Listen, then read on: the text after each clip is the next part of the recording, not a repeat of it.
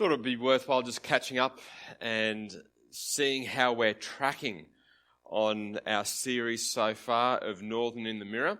And we've got some of our symbols up here of what we've been looking at. And our first Sunday that we started the series, we started with convergence. And for those that were with us, you might recall that we had that floral arrangement.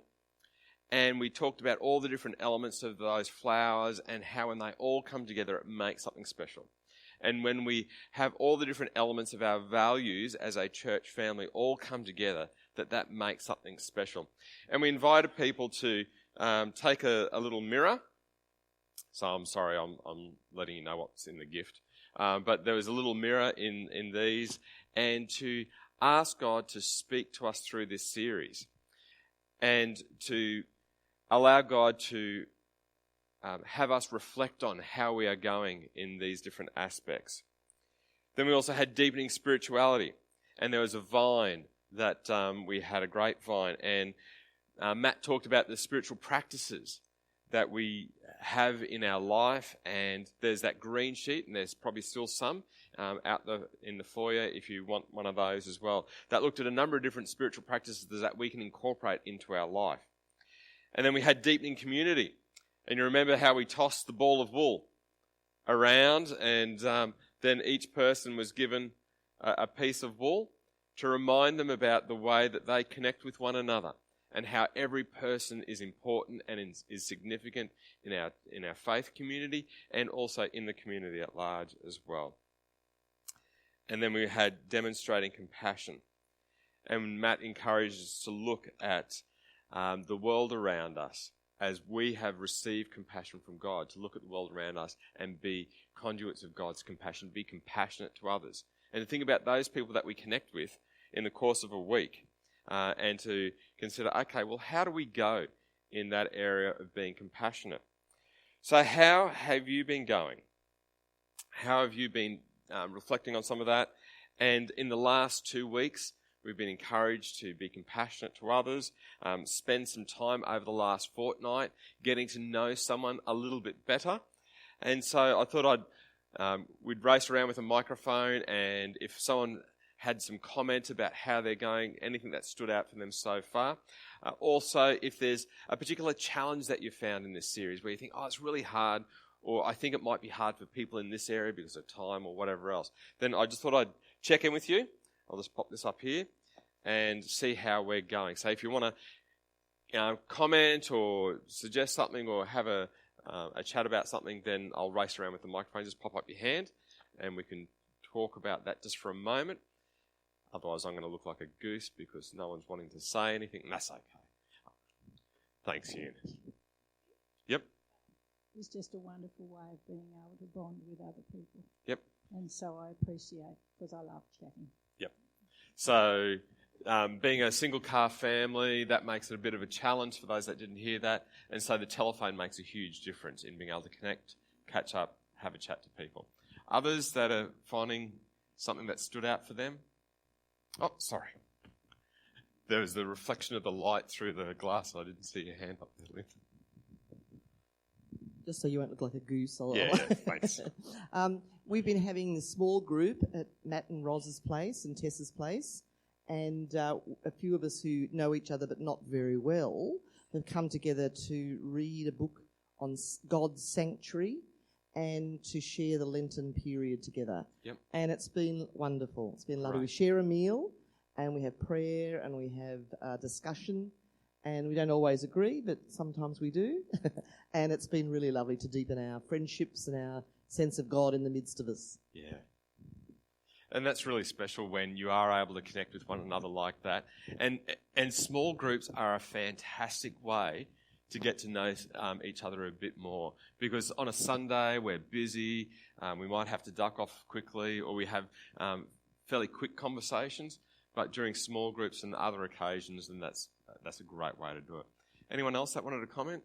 Oh, I'll go to Roy first, and then I'll go to you, Lorraine. So most people know that I'm only here very occasionally because I don't live in Australia. But I did listen to the series on the podcasts, and when I was listening to the series where you were throwing the ball of ball, Yep. David was naming all of the different people, and I could picture everyone's faces, referring to Pearl, referring to Ian, and so on. And it made me feel very connected. Wonderful. The memories of everyone through the podcast, so thank you for that. Let me make sure you get your piece of wool then. Even via podcast, you can stay connected, so that's fantastic. As a church, we have a compassion and care group of people who do exactly that. They met on Thursday, and it was really great to hear how there are people in this church who are full of compassion and care. So if you need compassion and care at any time, you can talk to one of those people. Yeah, one of the things that the compassion and care team is not a part of their selection criteria, that they don't have to be mind readers, but it's really hard if they don't know that you need someone, if someone needs some contact and that sort of thing. So if you can just make sure that you contact the office and say, hey, I'd love someone to pop out and visit me. That'd be great. They can bring out communion and spend some time sharing communion as well. So, yep. It's just amazing what we receive in others' response to the small acts of kindness. To just see their lives open up. It's just so wonderful what they can share. And it's just the most simple things that as we reach out and people receive, it's just wonderful. Yep. Yeah. It's great when you have that opportunity to see the difference that it makes. Anyone else? Oh, got a couple of... I guess I don't often seek help necessarily from other members of the congregation, but recently I just wanted to thank Mary Toscano because she has been praying for a particular aspect of my family. I won't go into it, but my son Nicholas, and she always asks about it and keeps him in her prayers, and I'm just so truly grateful. Thank you. Isn't that great? Yeah, I'll come up to you in a moment. Yeah. I went back to Thailand for almost 3 months. Yeah. We got very beautiful time together with our family, with my wife. So we went across over the border to do mission for visiting the current people, and we saw a lot of things. We got very beautiful time. Yep. And then after that, I start to apply visa for my wife. And my wife's name's Amara. Amara? Yep. Yeah, a lot of worries because we're not sure that our visa is going to be granted or not. Yep. A lot of worry, a lot of concern. We encourage each other. We trust in God. Once it's take a very long time to prepare, almost 2 months. But once we handing the application to the embassy, it's take only 1 week Wow. to get the answer back, and it's such great joy, and very thankful to God and thankful to everybody here. Keep praying for us. Now we are back to our community church. Yeah. I'm very happy to see you all, guys. Yep. And thank you for everything. God bless. Yep. Now, Amara doesn't speak a lot of English, do you? So just be sensitive if you try and chat too much. But Victor won't abandon her. So he'll sit next to her and make sure that he can say anything that he needs to. Yeah. All right, and Arthur. I am grateful to be here. I've passed a lot of churches from South Morang to here, but I've picked Northern, and I'm so happy to be here, and I'll try not to miss any church services on a Sunday. And all of you people do such a marvellous job, especially on a Tuesday, and all the volunteers and everything. But I'd like to say a small prayer. Every time I see an ambulance go past me, I always say to myself, wherever that ambulance is going, I hope that person is in good health. Yep. Thank you. Mhm.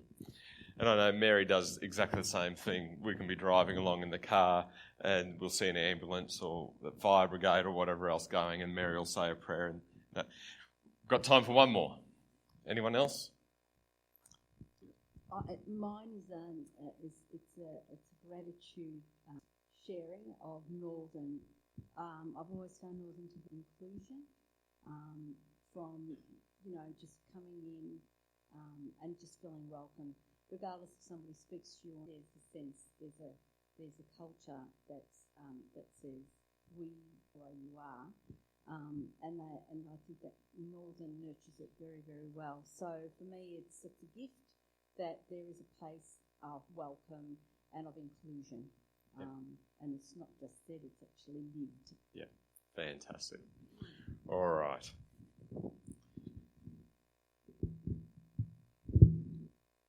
Across Australia, as we think about the different aspects of what it means to be Northern Community Church of Christ, we recognise that not everyone has great experiences. And across Australia, we recognise that there's bullying that takes place, and it's an issue in politics, it's an issue in the workplace, it's an issue in schools and in homes where it's experienced and seen in domestic violence situations. And as a response to that, there's a whole range of different initiatives that different groups and organisations are trying to respond to this aspect of bullying. And one of those initiatives is called Roots of Empathy. And a part of the Roots of Empathy program is Seeds of Empathy. And it was developed in Canada, and it's designed to have children aged between 3 to 5 years of age in their early childhood setting to grow in not only literacy as far as words, speech and those sorts of things, but also to encourage them to grow in their emotional literacy as well. What they do is over the course of a year, a group of children have a baby with its mum or its dad, its parent, come along and visit regularly throughout the year. And they teach the child how to grow in empathy by imagining what it's like to be that baby. What's going on in that child's mind? And they imagine and they enter into the world of the child. What's the child thinking? What's the child feeling? Empathy comes as a result of imagining what it would be like to be in somebody else's situation. And it's made all the more real when it comes as a result of you remembering a similar situation yourself. The whole concept that is developed out of Roots of Empathy should not come as any surprise at all. After all, it was something that Jesus taught. Rather than having 3 to 5 year olds, his student was a religious lawyer. Rather than using a baby or a toddler, Jesus had his class imagine a Jewish man who was mugged and a Samaritan who cared. Jesus' heart was to have the religious lawyer experience empathy, to have compassion that would translate, that would develop into action. Matt shared last week about caring for those in need and how it is at the very heart of who God is. He talked about how sometimes our own past hurts can be a barrier for us to extend compassion to others, and how God wants to work in and through us in that space. And while we can go it alone, there is something special that takes place when we join with others, when we think about compassion. We acknowledge that the church has gotten it wrong, very wrong, over the times. And yet pages of history are written where the church has also gotten it right, where we have joined together to establish welfare systems, hospitals, dealing with the untouchables, reaching out to those and caring for those in our community that are valued very little, that are considered of little worth to those in our society and in societies around the world. And while we can try and go it alone, there is something special when we come together to strive for a better outcome than what we could achieve by ourselves. There's a short video that'll give us a clue to this. And so flash mobs. I'm not suggesting that we start a flash mob, but you never know what might happen. In Deuteronomy chapter 10, verses 17 to 19, it calls the people of God to demonstrate compassion, to be a community of compassion, because they have experienced God's compassion and have empathy for others that is to translate into action. In Deuteronomy chapter 10, verses 17 to 19, we read these words. For the Lord your God is the God of gods and the Lord of lords. He is the great God, the mighty and awesome God, who shows no partiality and cannot be bribed. He ensures that orphans and widows receive justice. He shows love to the foreigners living among you and gives them food and clothing. So you too must show love to foreigners, for you yourselves were once foreigners in the land of Egypt. When the new nation of Israel was being formed, they were developing their own identity, understanding who they were. And God wanted to imprint into their DNA as a nation of Israel the aspect of compassion. Not just individual compassion, not delegated, not outsourced, but corporate compassion for them to be a community of compassion. And as Moses wraps up his time as the nation's leader, Deuteronomy is his collection of thoughts, his passing thoughts, his response to say, hey, listen, this is what I want to leave you with. His hopes of what will make a mark for the current generation and for future generations.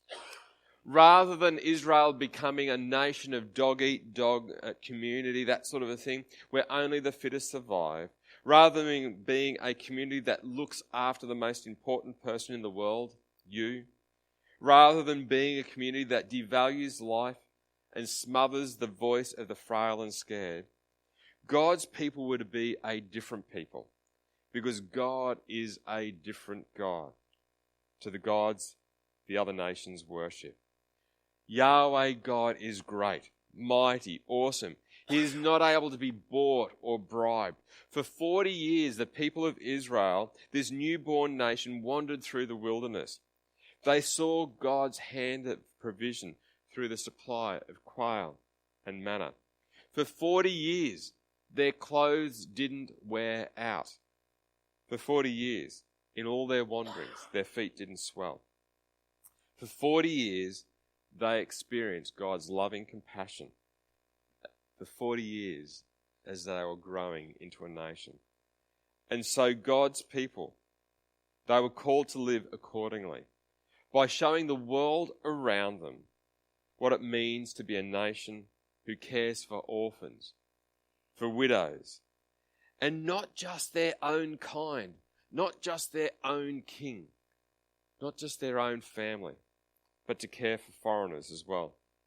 God called them to remember, you know how it feels. You know how it feels. You remember what it's like to be treated badly as foreigners. Don't dismiss those memories, but heal them through compassionate action. So live, behave differently, collectively show compassion to others. You see, when we have empathy, when we remember what it's like for us, then we should act with compassion, joining together with others to make a world of difference.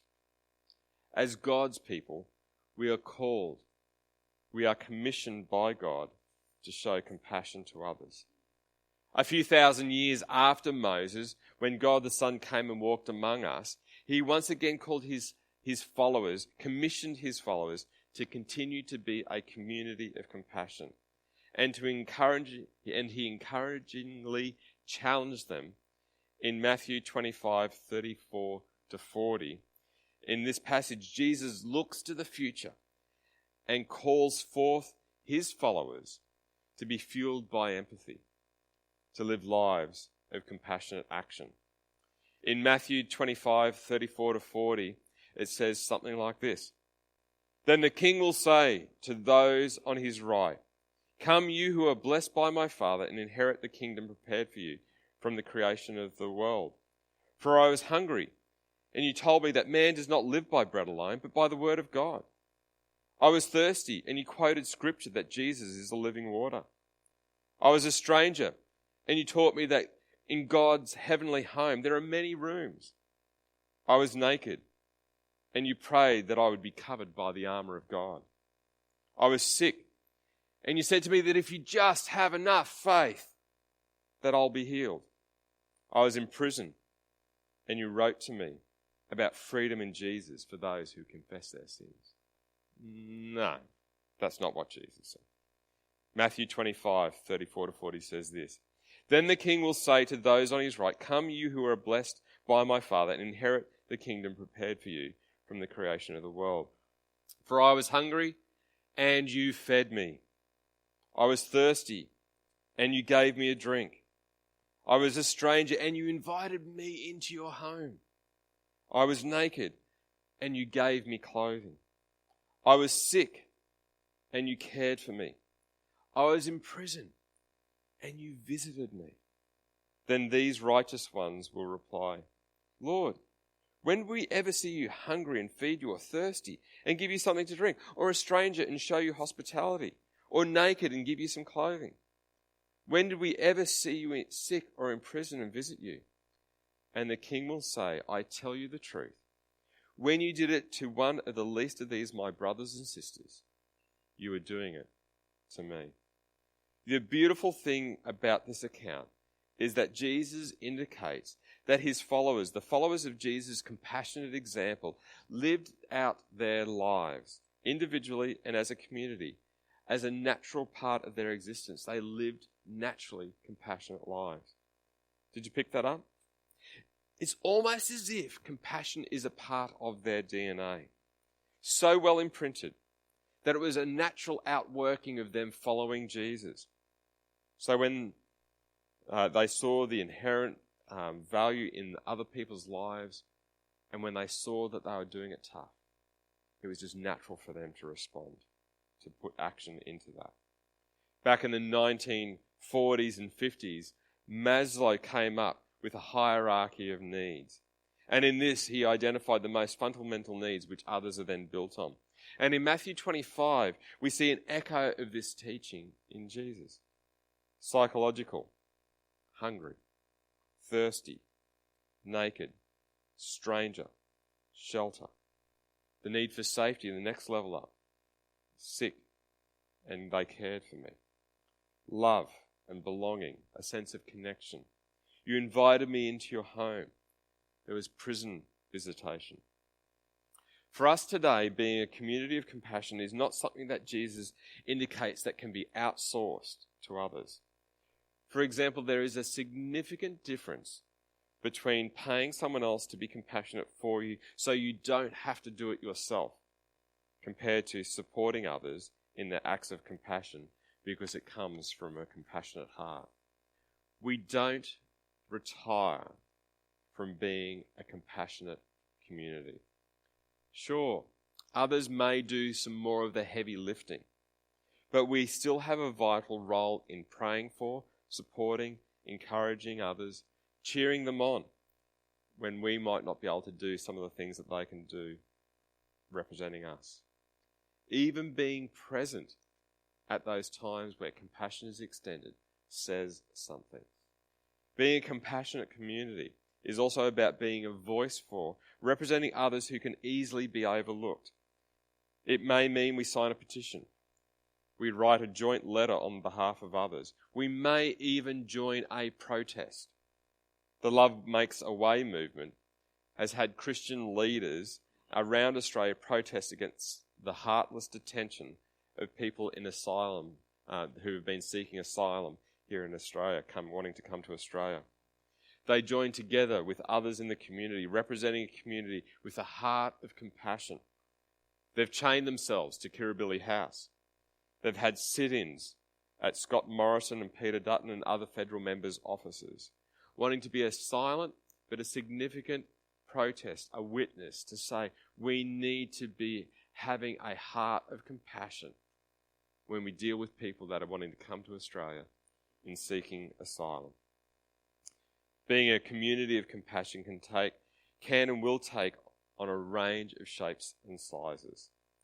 But at the heart of it comes a desire to represent God's heart for compassion. As we remember times when we have experienced compassion ourselves and how it has made a difference for us, we have empathy for others. We are called by God to collectively make a difference in the world around us by joining with others who have a compassionate heart.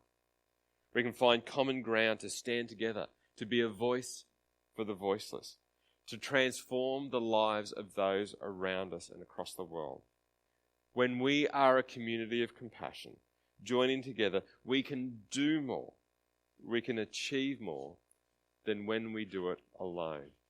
And we can bring a light into the world around us, a light that represents the God that we worship, who is a compassionate God and loves them and wants to make a real difference in their lives.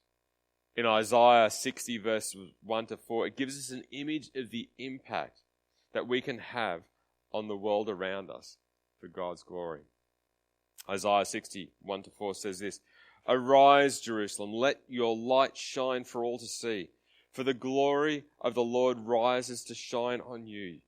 Darkness as black as night covers all the nations of the earth, but the glory of the Lord rises and appears over you. All nations will come to your light. Mighty kings will come to see your radiance. Look and see, for everyone is coming home. Your sons are coming from distant lands, and your little daughters will be carried home." You know, in my experience of camping, it is pretty hard to start a fire with just one stick. With two, you may be able to if you just get it right and rub vigorously. But when those two start a fire and they're joined by a collection of sticks, you can end up with a bonfire, a beacon almost as it were, bringing illumination, warmth and benefit and blessing to those around. So how do we respond today? Well, I've got a bucket. And in the bucket, I'm going to pass it to Israel. And Israel, I'm going to deputise you to make sure that everyone gets a stick with a piece of paper on it. In the bucket is a stick with a piece of paper on it. I want everyone to take one of those.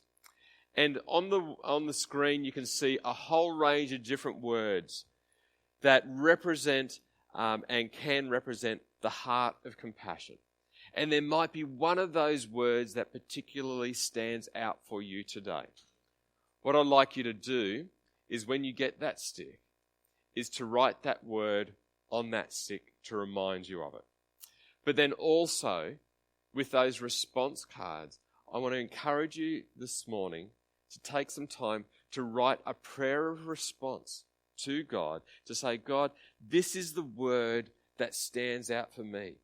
Would you help me to live this out in my life, but also in our faith community and in the community at large, that I would join together with others to seek to represent you in the world around us, and that collectively we can be that bonfire. We can be that group that helps to illuminate God's compassion to the world around us. So for those on the podcast, we've got the word advocate, protest, petition, pray, serve, time, spending time with others, encourage, compliment, give someone a compliment, be a complimentary community, visit others, vote. We've got a federal by-election coming up. Will your vote be influenced by God's heart of compassion for the community? What role will that have in the way you vote this coming Saturday? Or will you vote the way you've always voted if you live in Batman? Gift, donate. Not just money, it can be time, it can be energy. Purchase. What you purchase makes a difference and can reflect a heart of compassion. the way you purchase responsibly. Volunteer. You can make something. You can contribute to the making of something. You can write letters, write short stories about people's lives and the difference that God's made in their lives. You can listen. So there might be one of those words, there might be another word that you might want to use. But take some time just to jot down that word on that piece of paper with the stick. Put that in a prominent place. Maybe not on the dashboard of your car, because it might roll around a little bit too much, but maybe near a computer, maybe near the kitchen, whatever it might be. And may that remind you about the contribution that you can make in this community and the wider community about being a compassionate community. But then also respond by offering a prayer to God of commitment in that way. We're going to have some music played, and then after that, Matt and the team will come up and lead us in our final song. Thank you, Israel. Let's give Israel a round of applause for... Good on you, mate. Thank you. And you got one yourself? Good. And we'll respond, and then I'll collect those response cards during that final song. God bless you.